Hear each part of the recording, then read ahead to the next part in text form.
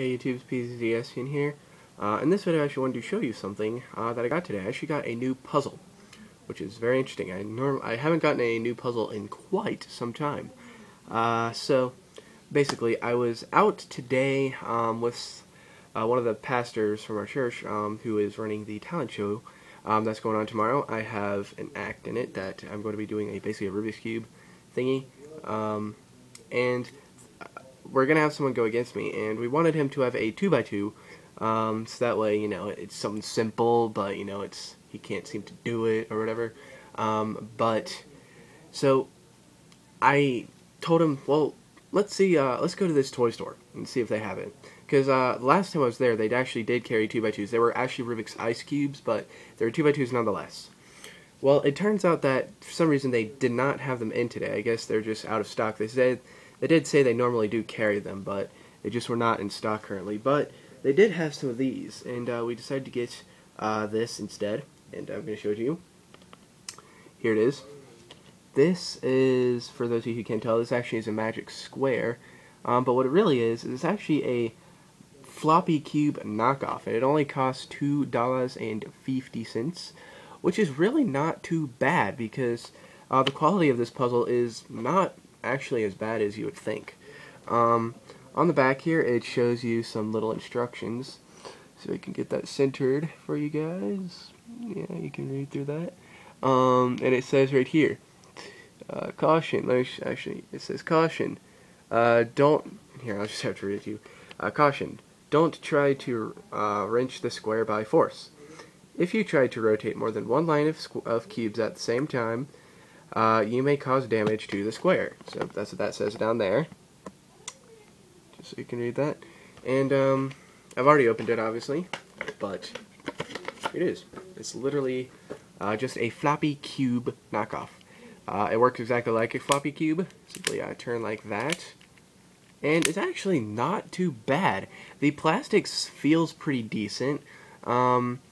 I mean, I wouldn't, say it's the best plastic I've ever held in my life, but it certainly is. It certainly passes, for me at least, in terms of quality. And it works a lot like a Floppy Cube. Now, this is the first Floppy Cube that I've ever owned, and it's technically it's actually the second one I've ever played with, because I played with one in the store. So, but this is the first one I've ever owned, and I have to say, you would think this would be fairly easy to solve, and it is, but it's harder than you would think. It's actually, it is harder than you'd think it is. Let's see, I'm trying to scramble it now. Let's see if I can actually get it solved. Let's see, so I'm going to bring that down there. There. Alright. And you see, it looks like you solved it, but we still got some problems going on down there, so let's see what we can do about that. But like I said, this is actually harder than you'd think. There's that.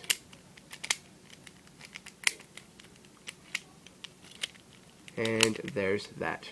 So, pretty interesting puzzle. I have to say I like it a lot. A little bit, a lot, yes. Fairly stretchy springs in there. You can take this thing apart. If you pop out one of the center caps, it is kind of hard to do, so I'm not going to do it, but there are Phillips head screws under there that you can unscrew. But if you actually stretch these two things apart, you can kind of wiggle out. It's kind of hard for me to do initially, but you can kind of pop out one of the corner pieces, which I won't do because it is a little hard to do, but you can pop out the corner pieces, and if you pop them all out, you'll be left behind with just the centers and the edges, so it looks like a little cross puzzle, which is kind of cool. But that is that. So just thought I'd show this to you guys. It's pretty interesting, pretty neat. Again, $2.50. If you find something that's packaged like this at your local toy store, I would highly recommend actually buying it. I know it seems a little cheap for what it is, but it actually is not too shabby.